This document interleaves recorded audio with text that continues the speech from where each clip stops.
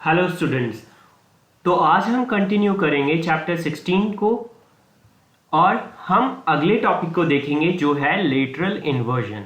जब भी आप किसी प्लेन मिरर के सामने खड़े होते हैं तो आपकी बॉडी का जो राइट पोर्शन है या आपका राइट हैंड मिरर में बनने वाली इमेज का राइट हैंड कभी भी नहीं होता है। क्या नहीं होता है? वो राइट हैंड नहीं होता है। वो क्या बन जाता है? वो बन जाता है लेफ्ट हैंड। ऐसे ही आपकी बॉडी का जो लेफ्ट पोर्शन है या लेफ्ट हैंड है, अगर मिरर में आप देखो तो वो लेफ्ट नहीं होता है। वो क्या बन जाता है मिरर के अंदर? वो बन जाता है राइट। क्या बन जाता है? राइट। मतलब जब भी आप प्लेन मिरर के सामने खड़े होगे, प्लेन मिरर के अंदर बनने वाली इमेज का जो लेफ्ट होगा वो आपका राइट होगा और जो आपका राइट होगा वो उसका लेफ्ट होगा। ओके, इसी तरीके से जो आपका लेफ्ट होगा उसका राइट हो जाएगा, जो उसका राइट होगा आपका लेफ्ट होगा। ओके, तो इसी फिनोमेना को हम पढ़ते हैं लेटरल इन्वर्जन के अंदर। लेटरल इन्वर्जन के अंदर अगर हम समझें और इसको डिफाइन करें तो the interchange in the right and the left of the image of the image of object during the reflection by plane mirror. ऐसा हमें कहां देखने को मिलता है? प्लेन मिरर के अंदर देखने को मिलता है। तो इसको हम इस फिनोमेना को क्या बोलते हैं? हम लेटरल इन्वर्जन बोलते हैं। जनरली आपने देखा होगा जब भी आप कार में, बसेस में या कभी बाइक में ट्रैवल कर रहे होते हैं तो आपके बाइक में या कार में लगा हुआ जो साइड ग्लास होता है वो एक तरह का मिरर होता है। तो ये मिरर जो है वो पीछे वाली इमेज को लिटरली इन्वर्ट कर सकता है। ओके, तो अगर पीछे एम्बुलेंस लिखा होगा तो वो उल्टा दिखेगा। ओके, तो हम क्या करते हैं? लिटरल इन्वर्जन से बचने के लिए और उसका यूज करते हुए हम पीछे एम्बुलेंस के ऊपर हम उल्टा एम्बुलेंस लिख देते हैं। अगर हम उल्टा एम्बुलेंस लिख देते हैं तो आपकी कार के साइड ग्लास में हमें क्या दिखने लगता है? सीधा एम्बुलेंस दिखने लगता है। और जैसे ही हम अपने साइड ग्लास में एम्बुलेंस देखते हैं तो हम हमारी कार को थोड़ा साइड में कर लेते हैं और एम्बुलेंस के लिए जाने के लिए रास्ता बनाते हैं। ओके, तो अब हम चलेंगे नेक्स्ट पोर्शन पे जो है रेगुलर और डिफ्यूज्ड रिफ्लेक्शन। क्या होता है? ये रिफ्लेक्शन के दो टाइप्स हैं।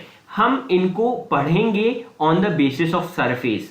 मतलब सरफेस के बेसिस पर दो तरह के रिफ्लेक्शन होते हैं। मतलब जिस जगह रिफ्लेक्शन हो रहा है उसके बेसिस पर दो तरह के रिफ्लेक्शन होते हैं, रेगुलर और डिफ्यूज्ड।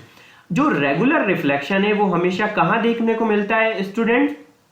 स्मूथ सरफेस पे, जैसे कि प्लेन मिरर या शाइनी मेटल के सरफेस पे आपको क्या देखने को मिलेगा? रेगुलर रिफ्लेक्शन देखने को मिलेगा। यहां पर कोई भी रफ सरफेस नहीं है।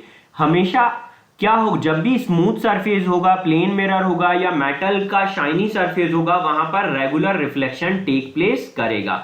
जब यहां पर इंसिडेंट रे पैरेलली स्ट्राइक होती है ईच अदर, मतलब सारी इंसिडेंट रे एक दूसरे के पैरेलल आती हैं, तो सारी की सारी रिफ्लेक्टेड रे भी जो होती हैं वो जब टकराकर वापस जा रही होती हैं तो वो भी पैरेलल होती हैं। पिछली स्लाइड्स में और वीडियो में पार्ट 1 में हमने देखा था रिफ्लेक्शन का लॉ।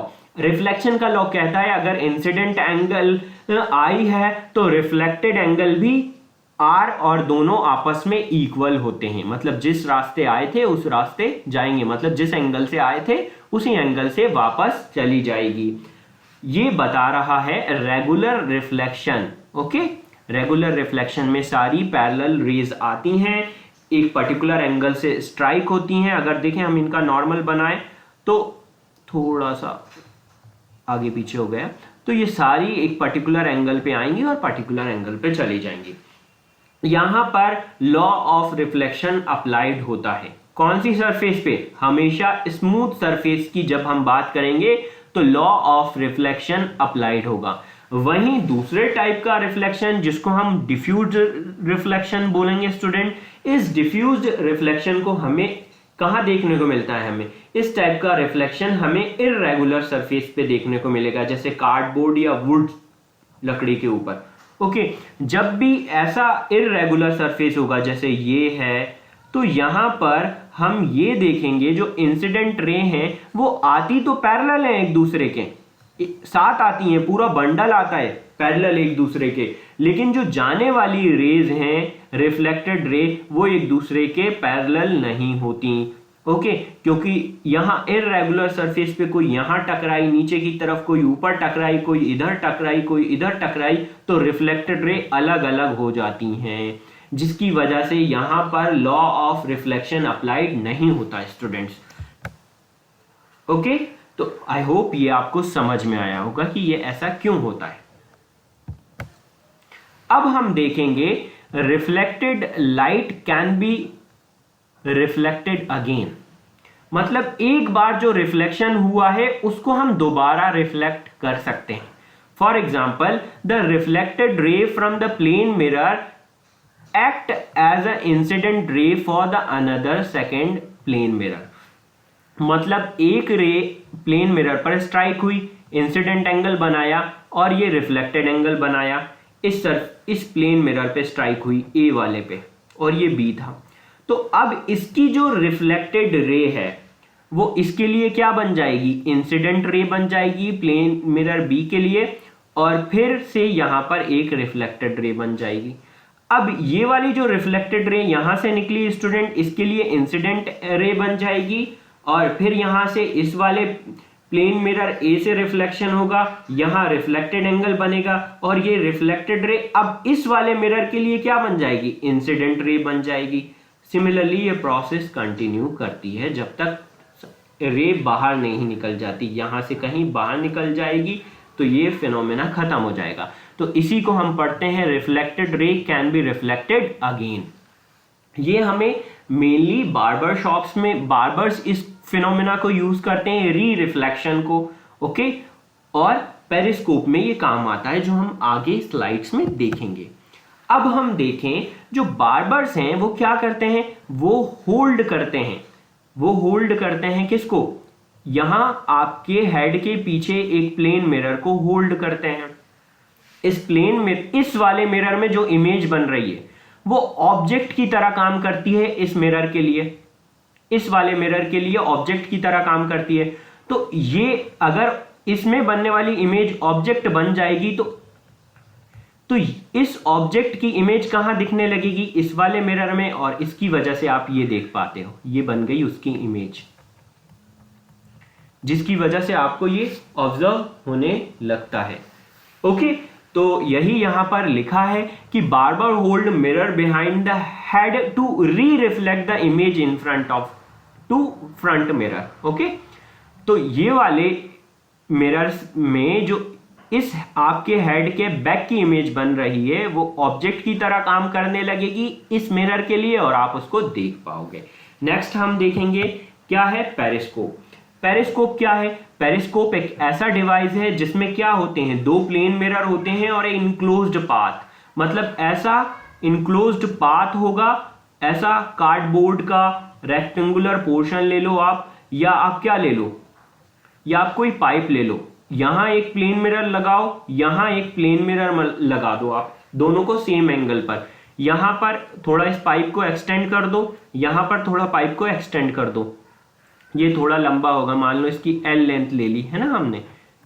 ओके, तो आप यहां पर कोई ऑब्जेक्ट जो है उसको यहां पर देख सकते हो।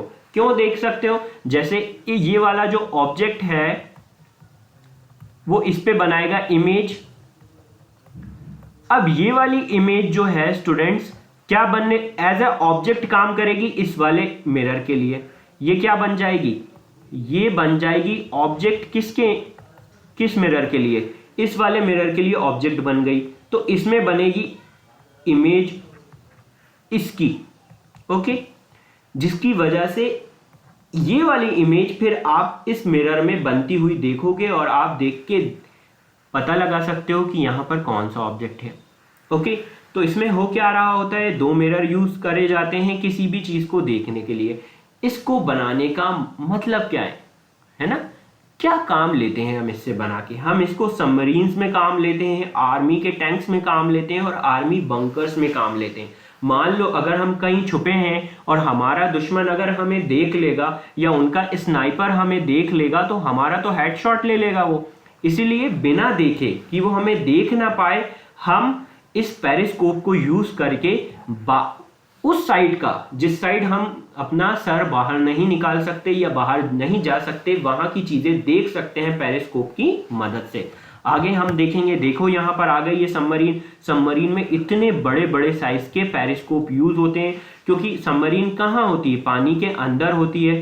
हो तो वहां पर सबमरीन्स में ये पेरिस्कोप यूज किया जाता है क्योंकि जब वो पानी के अंदर होती है और बाहर आएगी तो हमारा दुश्मन हमें देख लेगा, तो हम बाहर नहीं आते सबमरीन में। तो इन पेरिस्कोप को हम वाटर के सरफेस पे लाते हैं और इधर उधर घुमाकर हम देख लेते हैं कि आसपास कोई खतरा तो नहीं है। ओके, और अंदर हम ऐसे देखते हैं, देखिए। ओके, इस टाइप का यूज होता है पेरिस्कोप का। इसमें कुछ नहीं होता, 2 प्लेन मिरर्स होते हैं और बस आप इसको घर पे भी बना सकते हो। ओके, जनरली ये आर्मी यूज करती हैं। अब हम देखते हैं मल्टीपल इमेजेस। अगर हम देखें, एक अगर प्लेन मिरर लें, हम सिंगल मिरर लें, तो हमें वहां पर एक सिंगल इमेज बन रही होती है। अगर हम 2 मिरर्स को लेते जाएं, कितने ले लिए हमने मिरर? यहां पर 2, और उनको हमने कितने एंगल पे रख दिया? 90 डिग्री पे एंगल पे रख दिया। तो ये जो एक ऑब्जेक्ट है, हमें इसकी मल्टीपल इमेजेस मिलने लगेंगी। क्या मिलने लगेगी? मल्टीपल इमेजेस मिलने लगेंगी। ऐसा क्यों होगा? देखो, ये वाले मिरर के लिए एक इमेज ये हो गई और ये वाले मिरर के लिए एक इमेज ये हो गई।